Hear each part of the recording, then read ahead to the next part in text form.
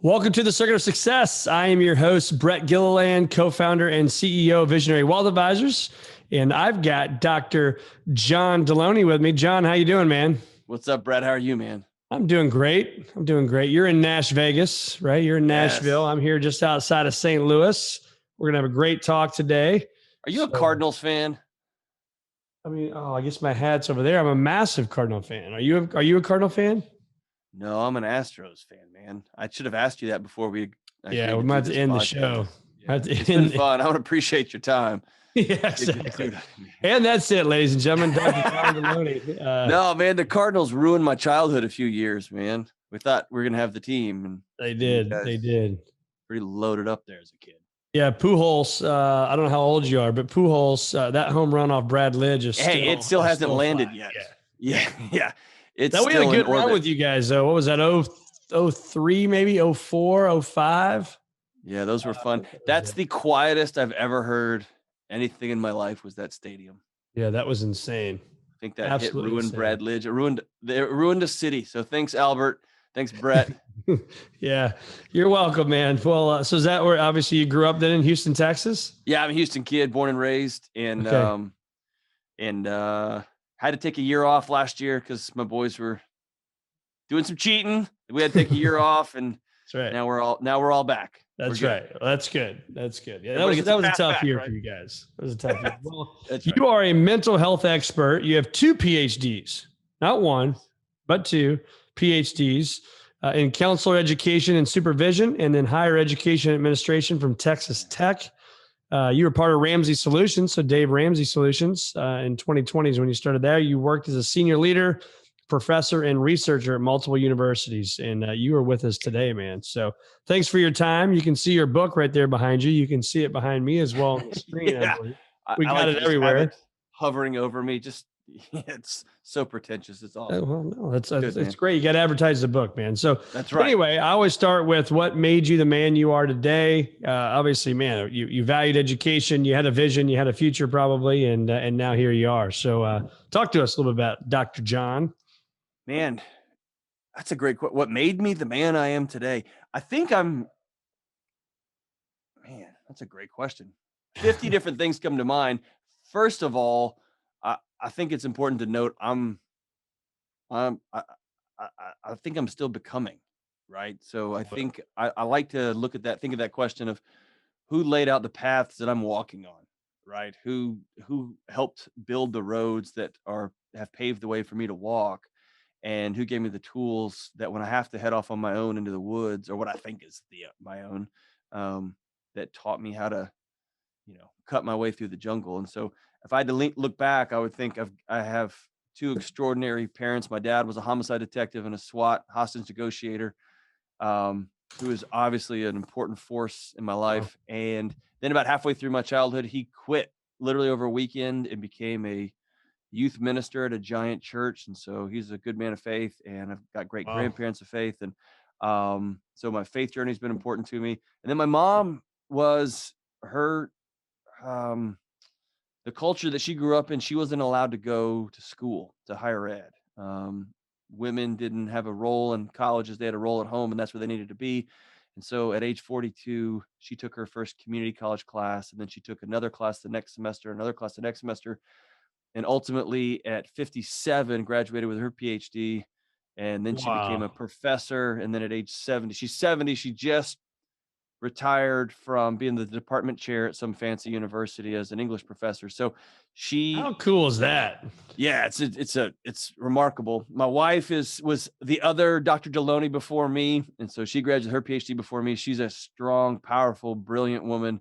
And then, man, I just have been so fortunate to have mentors show up at just the right time. I've got some friends that I've been friends with since the day I was born that I'm still connected to. We still talk regularly. And so friendships and community and mentors, and then my family, and then faith, I think those have all made me provided the roads I walk on today.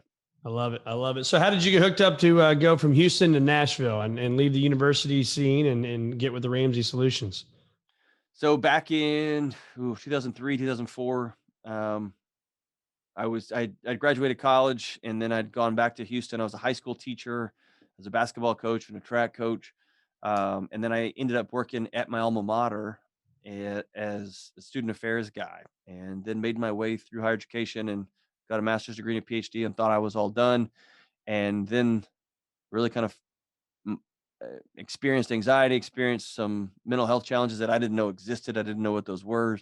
And Mm. so I transitioned from there back to Texas Tech to be the dean of students at the law school there.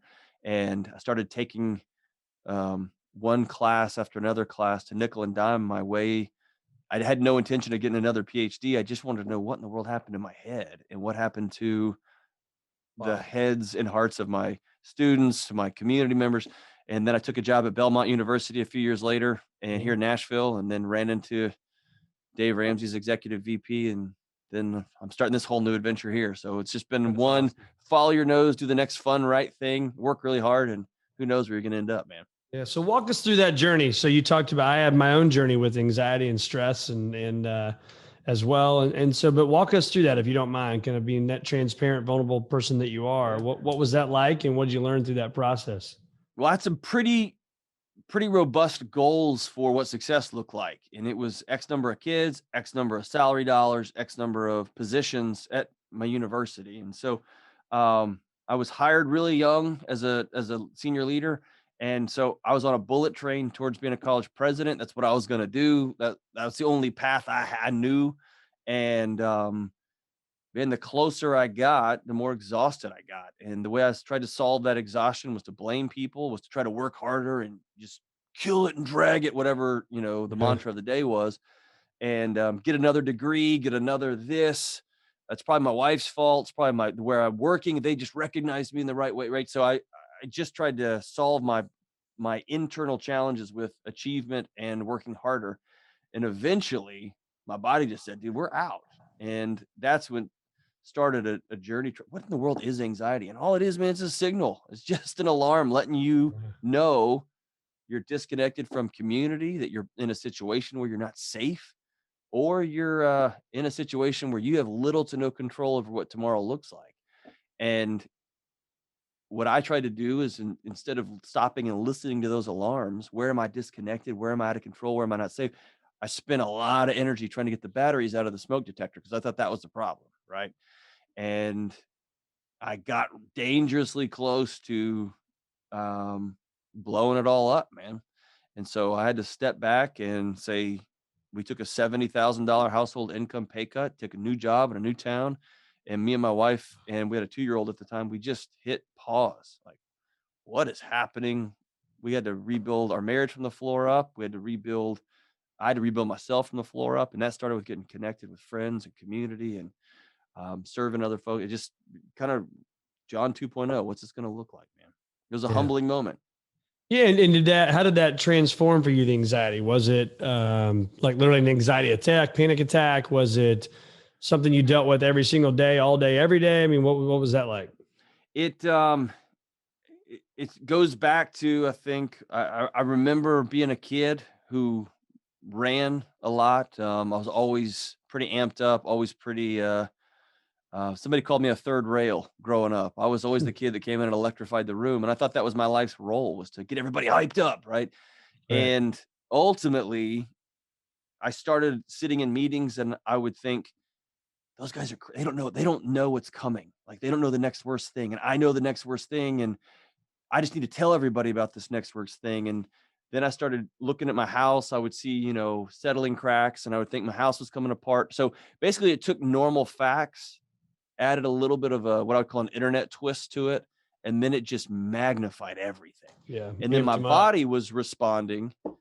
The way I explained it, it was like being betrayed by your own body. My body would respond as though somebody was chasing me with a hatchet, and nothing was wrong, right? Nothing was happening. I remember my few anxiety triggers. I would see something and boom, it would set off. I would start laughing. I would speak out loud. There is nothing wrong, but my body was responding as though I was about to be in a fist fight. And so it was this constant just buzzing, this low level hum that never stopped. And then if I went down an internet rabbit hole or started talking about things I didn't know, yeah, I could set it off pretty high, and then I wouldn't sleep for a night.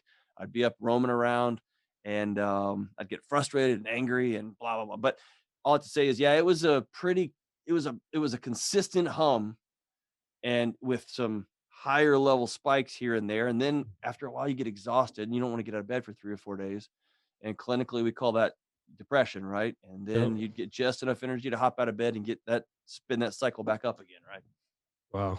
And so did you find that you've gotten yourself through that, or is it something that still comes back and revisits every now and then and kind of knocks on you and says, "Hey man, I'm back. What's up?" Um, I think I'm I think everybody's wired differently, right? So that's where the genetics comes into play. I don't think anxiety is a genetic issue, but I think we all lean in certain directions, right? And so I'm a person who feels pretty deeply. I'm a person who likes to put together puzzle pieces, and sometimes I'm right, and sometimes I'm way off. What I could go down a road that would be like that. What I've done is create an ecosystem where I honor my body. So I exercise pretty regularly. Yep. I work out hard. I take care of my food. I've got close friends that I trust.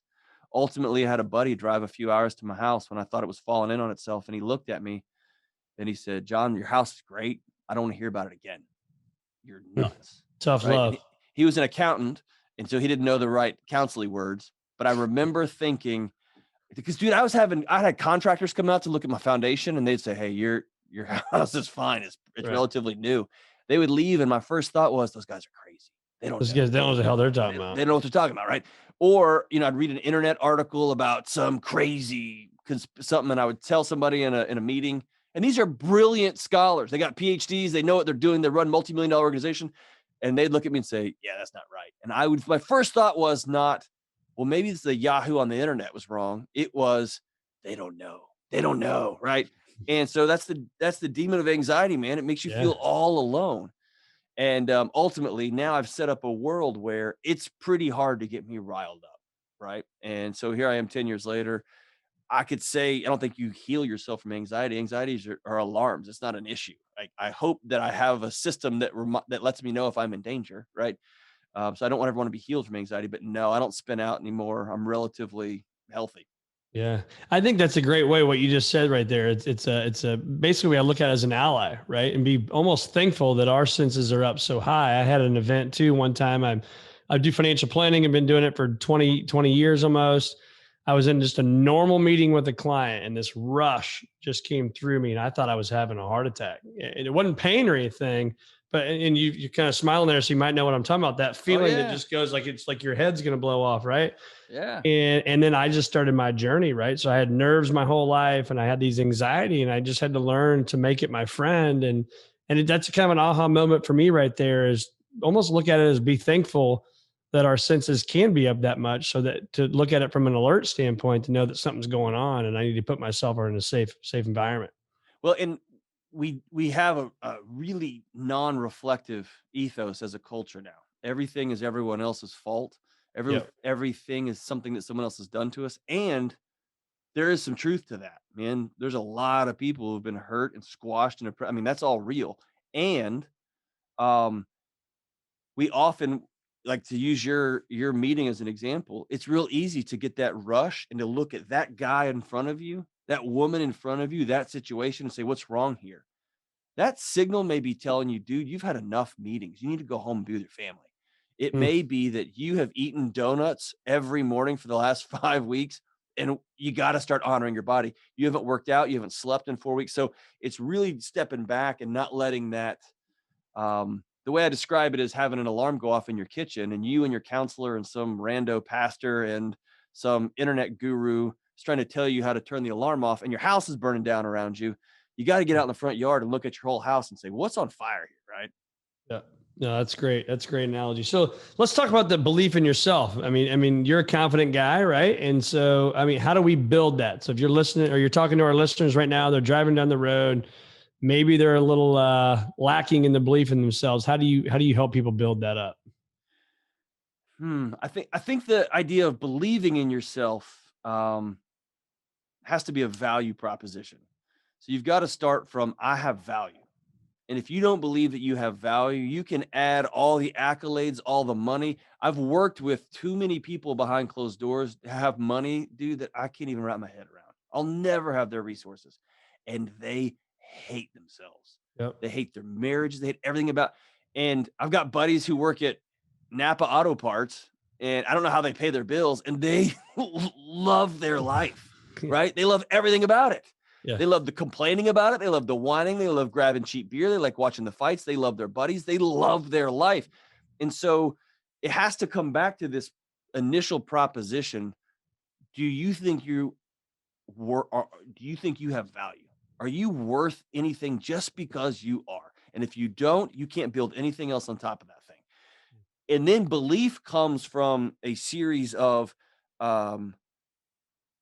stepping into what you think value, what you think success, what you think accomplishment looks like. And we're in a world where we've outsourced all of those things to other people. And Robert Sapolsky, he's a biologist, he's a researcher from Stanford. He's a brilliant guy, but ultimately his works led us to a remarkable place. We are only who we are in relation to other people, right? And we get our social value from where we stand on the ladder. And if we let other people tell us where that is, in conjunction with the reality of where we actually stand, that's a recipe for disaster, right? And so recognizing that the world, the economic engine of the world, depends on you feeling less than, so you will go buy something so that you will feel more than, right?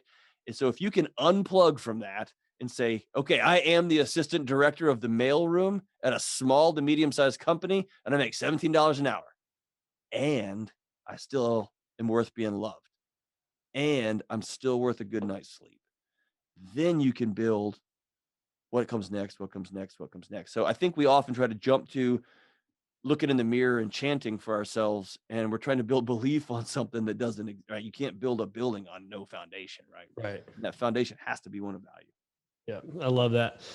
So what would you tell yourself right now when you look back at your 2 decades of doing what you've been doing, advice you would give yourself, and thoughts and feelings? Oh, man. 2 things. So I worked in nonprofits. I worked in colleges and universities, and they're nonprofits. And there's this website called GuideStar. And what GuideStar does is it posts the 990 tax returns of every nonprofit in the United States. And so what you can do if you work at a nonprofit, if you work at a university or a church, you can get online and find out what the top 5 to 15 employees of that organization makes, what their salaries. It puts their name and their salary. And I was working as a senior leader, but I wasn't on the executive level, right? I was running I had a bunch of departments that reported to me, multi-millions of dollars of revenue expense accounts, but I wasn't an executive. And I was working 24/7, 365. I was always on call. I was exhausted, and I was making a good salary. But like any knuckleheaded 29-year-old, I thought I should be making more. And I got online and I found out what my boss made, and it was triple what I made. And I got pissed. This is an injustice. This is bullcrap. And it just so happened a few weeks later, he calls me in his office and said, "You are uniquely poised to either take my job someday or to go do this job somewhere else. And I'm choosing you to invest in. So I want you to start coming to these executive meetings with me. You're going to sit in the back. I'm going to get you to the board meetings. I want you to sit in the back there. You're not going to say a word, but I'm going to get you in there, and I want you just to listen." And you know what I found out in short order, Brett? My boss earned every penny of that money. I had no idea, right? And so lesson number 1, I would remind myself or teach myself that those people who earn, quote unquote, those salaries earn it. It's hard. And asking yourself, what is the cost of making $50,000 more dollars? It usually is a lot of your kids' little league games. It's the ability to sleep on a Saturday. It's an ability to have a regular workout schedule because you're always on call. And so I would tell myself, do the cost. What's the math versus your soul? What's it worth to you, right? And then the second thing is, and this is hard for me, as a nerd with a bunch of time spent in a classroom, dude, I knew all about grief. I could tell you the 6 stages of grief. I could tell you all the grief stuff, even the latest new stage, finding meaning. I could tell you all about it. I could tell you what you're supposed to say out of a textbook when somebody dies, when somebody miscarries, when somebody commits suicide. I could tell you all that stuff. It is totally different when you're sitting in the room holding a mother whose son is dead in the next room, and she's squeezing you so hard you can't breathe. That's wisdom, right? And there's a difference between knowledge and wisdom. So I would tell my 28-year-old self, my 25-year-old self, my 35-year-old self, slow down. I needed to get all this stuff right away. And I can't tell you how many years of my life I burned off, pissed off and angry that I wasn't further along whatever imaginary ladder I thought I was supposed to be on, and realizing, dude, I would have hurt people had I been in those rooms with the academic information and not the insight. And we live in a culture that we are overexposed and underexperienced, right? We've seen 10,000 people die on TV, but most of us have never been in a room anymore where somebody's dead, right? Or for young people, 18 to 25-year-olds, they've seen, 25,000 or a million sex acts on a screen somewhere, and they've never burned half of a movie just trying to hold somebody's hand, right? Remember that back in the day? Yeah. And there's a weight to that, right? There's a heartbeat and a fear and an overcoming. There's a process that you just skip over, right? And now we've got an epidemic of 19-year-olds who are impotent, right? They don't know what to do when they're in a real life situation. So I would tell myself to get wisdom, slow down, put your body in these experiences. Don't just watch a bunch of YouTube clips and read a bunch of textbooks and scroll Instagram all day. Actually get out of your house and go sit with people, walk alongside people, have experiences, fail, fall down, get hit in the face. I joined an MMA gym back in my 20s. I just wanted to know what would happen if I got in fights. And I spent several years there, and it was incredible, right? But now I'm a lot less likely to run my mouth in a bar, right? Because I know what happens, right? And so I learned that lesson the hard way. That's right. I learned it. And I also learned I'm way, way tougher than I thought I was. I learned a lot about myself. So I'd put myself in situations of where I can learn experiences. Yeah, that's incredible, man. To think, I like that, experience versus knowledge, or wisdom versus knowledge, right? I wrote down the wisdom is the experience. Yeah. And I just had a 28-year-old this morning actually ask how I knew this one thing. And I said, it comes with time. Yeah. And I think so many of our younger generation, they just want to wake up and be where, you may be at your 40s or your 50s or your 60s, but it's like, you just can't, man. That's part of the process. That's part of the deal, is being on the grind. And it doesn't mean working every weekend and working and burning at both ends of the candle, right? It doesn't mean that. But it does mean experience. Sometimes you're just going to have to get kicked in the teeth a bunch of times until you learn it. Would you agree with that? I mean, there's no other way. And so what's the magic sauce? Learning to love the training, right? Yeah. I got to where I was the dean of students at a small faith-based university in Texas. I couldn't wait till the day was over so I could take my suit off, put on shorts and my mouthpiece, and go fight guys that I didn't know. Right. I learned to love dude, I'm going to get smoked tonight, man. And I'm going to come to a meeting tomorrow with a black eye. And I didn't like, no one likes getting kicked in the face. Nobody. Right. I don't care nobody does. But I loved the idea of putting myself in situations where I had to work really hard. I was going to pay for failure. And I also had a group of guys that were going to pick me up when I fell down. Right. Yeah. And you get smoked in one of those rooms. Everybody's there to help you. They pick you up. They make sure you're okay. They make sure. So it's all of that all together, right? Yeah. What was it? Mike Tyson said, everybody's got a plan until you get hit in the mouth. Man, right. You have all the ideas in the world, right? And so talk to a guy that's been in the financial industry for 50 years, and he's looking at the current economic climate. Of course it's going to implode. How could it not? Right. And of course, people are going to have to scrounge and figure out what comes next. And of course, people are resilient, and suddenly they find parts of themselves they didn't know existed. And of course, you're going to have scars, but people are going to end up needing a house again someday, and they're going to need to eat again someday, and they're going to want to have joy in their life. So it's just stepping back, and that's wisdom, man, being able to have peace while you're driving down the road. Right. Yeah. Stay the game, stay the course. So you mentioned earlier, you're a group of guys. I think accountability is huge for no matter what we want to do. Talk to us about that. So when you hear me say that word accountability, what's it mean to you? I think if you were to ask the chief demon of our time, number one, no question about it, is loneliness, period, and stop. And loneliness has a physiological consequence. We are dying. They're calling them deaths of despair. The greatest country in the history of Earth, with all the technology. We don't even need money anymore. We just make it up. We just print it. We can make up money. We can invent it and just ship it in your mailbox. For the third year in a row, this is pre-COVID, our average lifespan went down again. And they're not murders. They're not people. It's not arson, like whatever. It's diseases of despair, organ disease failures, suicides, and addictions, right? People are sitting alone. And I grew up, like I said, I grew up in Texas, dude, where they make the cows that they were supposed to make our bootstraps from, that we're supposed to pull ourselves up. It's not real. It's a myth we bought into, dude. I want it to be real. I want only to count on me, and I'm responsible for me. And it's just not how our bodies are designed. We're communal creatures that are designed to be in connection with other people, man. And so you got to have people that you can tell the bad stuff to when you violated your own moral compass. You got to have people you can tell the good stuff to. That's a new one, man. We hedge our bets. We don't tell our friends when great stuff happens, right? We don't do that.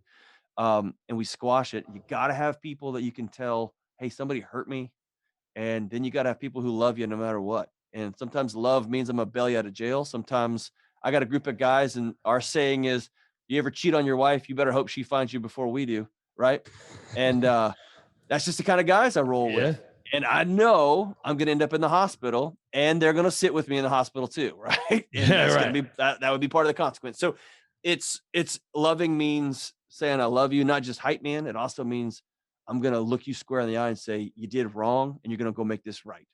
And that also means I'm going to walk with you as you go make this right. Yeah, I think it's so critically important to have that group with you, so you can celebrate your successes and your losses, your victories and your losses, right? I mean, one of my favorite things that happened this year, if you were to say, hey, who's the most stable human in your life? It's my buddy Todd. And he called me earlier this year, the same day I got a note that my book made the bestseller list. And you've seen that book. It's a thin, tiny little thing. We did not have high expectations for it, and it took off out from underneath us, man. And so he calls and says, hey, my bank just got sold. I think this means, where he was an executive, I think this means I just lost my job. And it was, my world was rocked. He was the guy that was always going to have a job, right? And in that same call, I said, man, it sucks. What are you going to do? How can we help? Is there anything we can do? And then I said, hey, I just made the bestseller list. And he's like, for your pamphlet, your little book? And I said, yeah. And then he was able to say, dude, you've been working on this so long. I'm so proud of you. And so in that same call, we got to celebrate each other. I got to mourn and grieve with him. And then we got to say, hey, I'll call you later. You're an idiot. You're an idiot. And we hung up, right? So it's both and it's all of it, right? Yeah. Yeah. And I don't think you can just manufacture that. I mean, it just has to naturally happen. Live next to me in a dorm. You know what? I think that's a challenge, Brett, because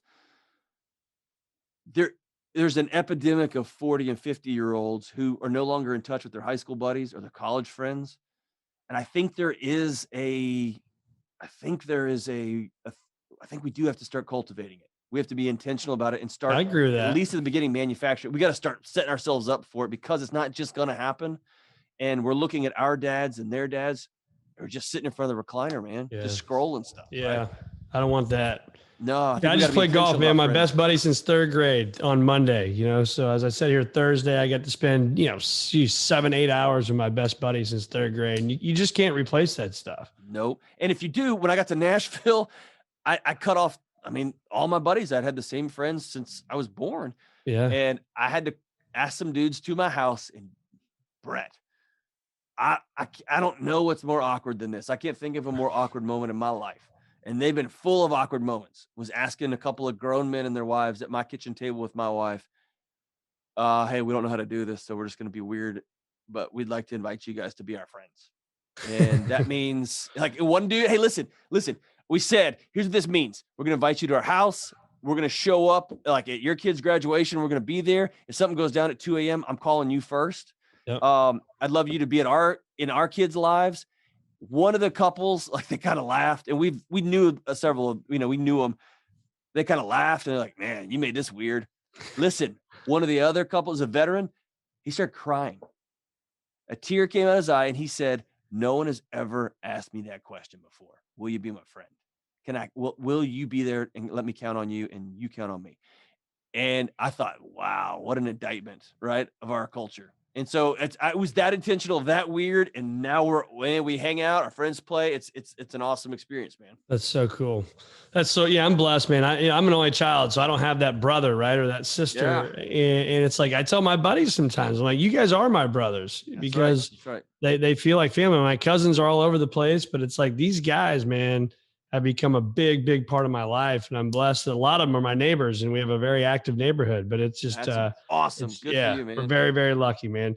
So, I call it your comfort zone calluses. And what I mean by that is, and people that listen to the show hear me talk about this, but I'm curious on your take on this is your comfort zone can start out, 20 decades or 20 decades. That's a long time ago, 2 decades ago, this big, right? Little circle. And then each time you try to break through it, and you keep going back to your comfort zone, you start to build this callus, right? And you don't want to go through it. And then people get in their comfort zone and they don't move. So how have you gotten out of your comfort zone and gone on to that next level to keep expanding it and making it bigger and bigger and bigger? It's a great question. I'd have to go back to this, a core parenting principle, which is your kids don't listen to you, they watch you. And if you want your kids to absorb and learn lessons about how to treat women, how to treat men, how to succeed in school, succeed in life, you do it. You demonstrate it, tip really well, be kind to the waiter, right? So that's how you help change kids. And so when I look back on my life, the two meta lessons are, number one, I don't care how old you are. I don't care what your job is. My dad was a fancy pants SWAT hostage negotiator, the top of the top. My mom was a stay-at-home mom working in the craft room at a local church. And she ended up at Deloitte and Touche and then at Enron and then a professor. He went and was a youth minister and then became, so there is never a time when you're too old. There's never a time when you maybe not credentialed or not. Go do the next fun thing that you think you want to do. And so I lived that, but I got to watch my parents do it. It wasn't just them saying, you can do anything. I watched them just go manufacture new lives. And it was incredible. Right. Yeah, I think that would be it, man. The comfort zone was just go do the thing. It also meant throughout my life, I've hurt people because I've been in a job search where I got all the way to the end and I was offered the job and then I just backed out. And so I've had to learn how to do that with integrity, and I've hurt people along the way. Or I've taken a job for a year and just said, hey, this isn't for me. And because I've lived Dave Ramsey's principles, I don't owe anybody any money, and I've got an emergency fund, and I got a wife who trusts me. We just go do something else, and you can leave a wake of hurt behind people. So there's an integrous way of changing course and deciding I'm going to do things different with my life that involves other people. But I think it comes back to never being afraid to do the next thing. And hey, can I say this? You have to set yourself up so that you can make those jumps, right? Instead of playing video games, I took another grad class. Not because I'm any greater. I was just interested in those things, man. I liked reading books. And so why not go ahead and read a book that I'm going to get a course credit for that's going to work towards a credential that's going to allow me to do 5 other different jobs one day, right? Or let me go to have coffee with somebody who's way smarter than me or who's way tougher than me or whatever. Put yourself in situations where people are going to lift you up as opposed to just burn the very little life that we got, man. Well, I think with all that stuff, everything you just said there, don't you think they should call you Doctor, John? Dude, no. They should, no. No. There was 2 Dr. Delonys before me, and it was my mom and my wife, and they're both way smarter than me. And so I was just like, yeah, whatever, John, nobody cares. And by the time that came along, so no, I'm way more comfortable. And that's the other thing. I'm not that smart. You can get to the end of a marathon by sprinting it, or you can walk it. They still give you the same 26 medal, whatever. Yeah, you get the same medal sets on my wall. It sets on your wall, right? You broke the record. Right. Yeah. I just kept going to class. Why most of you guys had friends. That's right. Well, it is that, right? I mean, I think I've tried to do that in my career too. Is I always say, be a student of the game. So I don't sit around and watch TV. And for me, it's reading, it's watching YouTube videos to get better. I mean, whatever it is, that craft you're trying to get better at that moment, get better at it, right? Choose that over TV. Learn the skills of the craft, right? So here's I've met with financial planners behind closed doors, like as they were struggling, trying to fix their marriage or their job, or whatever. And here's what I hear them say. I took another financial counseling. I took another course on Bitcoin. I got another certification in this and this and this. They never took a counseling class on how to listen. They never took a class on how to have a strong marriage so that I can go to work and do these hard things. They never took a class on fear so they could help sit with somebody who's terrified because they're 50 and they're just now thinking about retirement. So it's looking at it's the same way LeBron James spends plenty of time practicing his shot, but he also does strength training and he also does agility training and he does nutrition. And so he does all the other stuff that makes him good when he gets on the court and does these little things. Does that make sense? Absolutely, man. When it's game time, you got to be ready. And I think I always say as a wealth management advisor, yes, it's important to know about Bitcoin, the stock market and bonds and what's going on and interest rates. Yeah. That's important. But I will tell you, you've got 2 decades of counseling. I've got 2 decades of counseling. That's exactly right. I started in 2001 and I always joke that there's a tissue box in here for a reason in my office. Yep. That's exactly right. So we got to have those discussions. How do you learn how to be a better listener? How do you learn how to, when your client says something that starts to set off something that your dad used to say to you, right? And suddenly you find yourself responding. How do you deal with some of those things? And so it's learning not only the skill of your particular trade, but stepping back. And suddenly now I look up and if Dave Ramsey fired me tomorrow, I would hate that. That'd be a bummer, dude. I love this job. I'm having a blast. But what skills have I picked up along the way that would help me in another wild adventure or another job, right? So it helps lay the groundwork for wherever you want to go, man. Yeah. It's funny you asked about the listening part. I mean, my 8th grade history teacher, Mr. Harshbarger, said to me, I think he said it to the class, but it felt like he was talking straight to me, right? One of those moments. He said, you have 2 ears, 1 mouth, use them proportionately. Yeah, I love it. Yeah. Right. I love that. So listening twice as much as I talk. And then we talk about that when I was a new advisor of maybe you talk 20% of the time. They talk 80% of the time in the meeting. Yeah. And I got that student of the game. I took that very serious. And I try to do that on this podcast too. I have a podcast to interview great people like you. You don't want to listen to me talk for the whole 30, 45, 55 minutes. Yeah. I want to hear you. Right. Yeah. Well, I learned that in a harsh way. Because I knew all the things to say. And when you're hugging a mom at 2 a.m., there's nothing to say. Nothing. You just sit there and presence is everything, right? The fact that someone can sit there at your office, you can't magically say something that's going to put a retirement funds in their accounts, but they can finally be heard and open up and be vulnerable and let their shame that they've been holding because they haven't put $1 in retirement for 25 years. They can let that finally out, right? What a gift that is to other people, man. So I saw you've got a great Instagram, by the way. So our listeners need to go check that out. We'll put it in the show notes. But I like you said. I still don't know how that works, man. You said boxers take the gloves off before they leave the gym. Yeah, that was the end of one of the posts. It's one of my favorite posts of yours, and it's true, right? I mean, I go home at night, and at the end of the day, I got 4 kids, and there's gonna be chaos when you walk in there. And sometimes I deal well with it and sometimes I don't. Yeah. But we got to take the gloves off, man. So what do you mean by that? So I know what you mean, but what are your thoughts? Yeah, it was in real time. That wasn't even a metaphor for me. I was training mixed martial arts with some professional fighters. So I would go to the gym, everybody puts their gloves on, and man, we got after it. We really got after it, man. And then when it was over, everybody took their gloves off and you're laughing, talking about your kids, hugging each other, helping each other with business deals or whatever. And then the next day, I was researching the mental health of lawyers. And I realized that the thing that makes a lawyer really exceptional at what they do, the thing that makes a doctor really exceptional at what they do, is that they are able to walk into a room, dive into a situation, weaponize human communication, shut everything out, focus on a singular task. And those are things that annihilate marriages, right?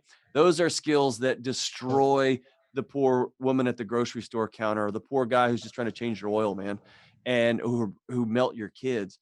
And what I realized is there was a symbolic moment when we literally took our mouthpieces out and our gloves off and we're done hitting each other. And you can't walk out in the street and solve a problem at the supermarket the same way you solve a problem in a fighting gym. But there is no off-ramp for an attorney or for a banker or for a high-level CEO who's used to getting his own way or her own way, barking orders at people, calling people liars. That doesn't work in a marriage. It doesn't work as a parent, right? So you've got to have these markers, and you got to have a process that says, I am transitioning from hard charging CEO to loving husband to connected dad. Right. And that's a hard process. They don't teach us that in school. Right. No, they don't. I'll tell you one of my MMA stories. You probably know the name Matt Hughes. Oh yeah. So I went to college with Matt, and one of my buddies from high school was a wrestler at Eastern Illinois University, where him and his twin brother went. And we were at a bar standing outside Eastern Illinois, just south of University of Illinois, where the bigger school, the smart kids go, right? Well, they came down. Everybody at Eastern Illinois University knew who Matt Hughes was. Okay. But the guys at University of Illinois did not know. They cut in front of us one night at a bar called Mother's. And let's just say for these 4 guys, it didn't end well. And I watched that, man, from, 5-10 feet away. I'm like, oh crap. If this gets south, they were pretty big dudes. And I'm like, I am, I was 135 pounds soaking wet maybe at that time. And so it's like, I get to watch Matt Hughes in his prime though, out in the streets. And it was incredible. Just disassemble people. That's right. Yeah. So it takes a level of humility to be a hard charger, to be a successful business person, and to be willing to say, the things that make me successful here, not only don't make me successful over here, but it also will hurt people. And that's a hard thing. When you're a surgeon and you know how to take out a human heart and put another one in, that does not make you a parenting expert. That doesn't make you a marriage expert. And there's a level of humility to say, I can do this one thing better than anybody on earth, but I got to learn how to do this, right? Yep. And I don't know why that's become so hard for us, but we just feel like we got to be right. And we're addicted to being right. We're addicted to being angry and addicted to having power. Man, there's just so much humility at looking at my wife and saying, hey, what's the best way I could help you right now? Yep. Not just throwing advice at her, not just burying her in what I think my opinions are.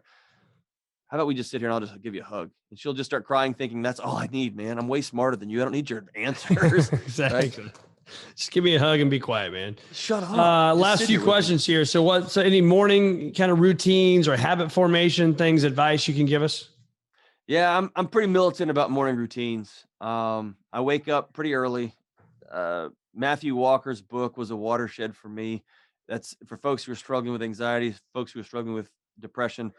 There is no mental health issue on earth, no diagnostic on earth that doesn't have sleep issues as a part of it. And Walker was the first guy. He's the head of the Berkeley Sleep Clinic. It's Why We Sleep. It's a masterpiece that really flipped that around on its head. And he's the first guy to suggest that all of those mental health issues have some sort of seed planted in soil, which is you're not sleeping. And so sleep has become almost pathological for me. I will leave events early. I will do what I need to do to go to bed. So our house goes to bed pretty early, and I get up really early. I'm real big on my gratitude journal every single day of my life. I lift weights pretty hard regularly. I do play music regularly. In various seasons, I've got to play it, meaning listening to it, or play it like you strum a guitar. Strumming guitars. Yeah. Okay. I've been playing since I was a little kid. But there's something about there's just a different part of your brain that plays music, that participates in art. Some people journal. I've had seasons of that. Music right now is helpful. Depending on where I'm at seasonally, I'll spend months at a time where every morning I'll go sit in my cold tub, and it is cold, man. And it's good for my soul. Other times, which one of those do you have? Dude, I've got the Tractor Supply special. You want to hear how I did it? I know what you're talking about. $99, you get a trough, and I have buckets that I fill up with water, and I drop them in a deep freezer that cost me $99, and it's in my freezer in my garage. And in the mornings, I take them and I drop them in there, and then I go lift. I do my morning routine. I do my meditation, my prayer time, and then I go out, and it is colder than cold. It's full of ice, and it is free. And that's just I'm a cheapo, dude. So that's my biohack. One day I'll get a sponsorship with one of those $5,000 tubs, but not yet. I just had one of those cold plunge on my Plunge is the name of the company on my podcast. It's pretty cool. Yeah. Man. Check it out. I would love one of those, man, someday. Yeah. And then my family lives out on 6 or 7 acres, and I do lots of walking outside barefoot, being in nature, making sure I'm gardening, getting my hands dirty. It sounds kind of woo-woo. I've been convicted by the science of earthing. reconnecting with the ground is a big deal for me. So here's my thing. Whatever your morning routine is, it's about intentionality. My wife has a very different morning routine, and she's uber healthy too. It's about being intentional. It's not waking up and just scrolling through a day, because that happens every once in a while, man. And suddenly you can burn an hour on Instagram without even blinking, right? Yeah, it's insane. So it's just about being intentional, whatever that looks like for you. Yep. Talk about that earth thing for a second, man. I believe that too. My wife believes it. I've watched the documentary on it. It's amazing. But give us your 30-second answer on that one. I mean, if you break the human body down as far as it will go, we're just energy transference. And at some point, there's a larger plug that you got to plug yourself into, and the earth is energy transference too. Yeah. And there is something about being local. And I think this is, I can get existential pretty quick about politics and marriages and community and what you can actually achieve versus not achieve, what kind of impact you can make. But there's something about standing where you are standing. There's something therapeutic about putting your hands in soil. There's something healing. Even the body's inflammation is ultimately electronic at the end of the day. And if you are in a non-inflamed state, your body can't have all these quote unquote diseases of despair down the road. And so there's something about presence. There's something about breath. And it's just, at the end of the day, it's about slowing down. But now I'm uncomfortable in shoes, which is a weird thing to say as a guy that goes into the office every day. But even my dad was in town and my kids were running around in the field, and he said, "Man, those kids are awesome. They don't even wear shoes." And I told him, I said, "Dad, they're not allowed to wear shoes." And that he just shook his head because he thinks I'm a weirdo. But it's remarkable, man. It's pretty incredible. I love it. I love it, man. Well, any other words of wisdom you want to share, and anything? Before I go there, if I take your cell phone from you and I delete one app, can't be photography or emails, because those are pretty important. But what's the one thing maybe on your phone here that you don't want me to delete? You're going to crack up. I don't think I have any apps. I think that's I have a work phone that actually has Instagram on it, and I have it on a separate phone so that I won't mess with it all day long. Because I know that they know more about my head than I do. They know more about my chemistry and physiology than I do, and they're smarter than me, and they are better funded than me. So it's a work tool that I leave over here. Gosh, I guess is that your personal one right there? This is my personal phone. I'd rather my weather app. I've got my zero fasting app in my days, like where I can just count. So I think how many days. The point of this is you're not addicted to the phone, right? It's not making you somebody that you don't want to be. No. And when I do have my work phone, there's seasons when it gets heavier, and I think Instagram's fun, and it feels good when you post something that's funny and everyone's laughing at it. I'll leave it at work. I won't have it in my possession, or I'll turn it off and leave it at home when I go to the office. It comes back to intentionality. That's incredible. But hey, here's the thing. Listen, when I took this job, I didn't have any social media, none. I didn't have it at all. Okay. I've been yelling about how crazy and not good for you it is for years. And then I got it. And within 6 months, dude, I'm sitting there and my kids are running around, and I'm just scrolling right through it. And I remember this moment where I thought, oh, these guys are good. Right. It's like doing coke and being like, hey guys, I won't get addicted. It's cool, man. Like, exactly. Dude, eventually, man, it's going to get you. Right. And so I know enough to know it's the same reason I don't have bags of gummy candies at my house, because I wouldn't mainline them. Right. Yeah. So I'm not going to have them in my house, man. I love it. I love it, man. Well, hey, Dr. John Delony, thanks so much for being with us, man. It's been awesome having you. I'm going to look you up when I come to Nashville next time. Dude, I would love it. And I'll take you to lunch. That'd be a blast, man. Awesome. Well, thanks for being on the Circuit of Success, and thanks to our listeners and our viewers for showing up every single week. We always want to give you the best tips and tools to help you along your journey, man. So Dr. John Delony was one of those people to help us today. So thanks a lot. Thanks, brother Brett. Appreciate you, man.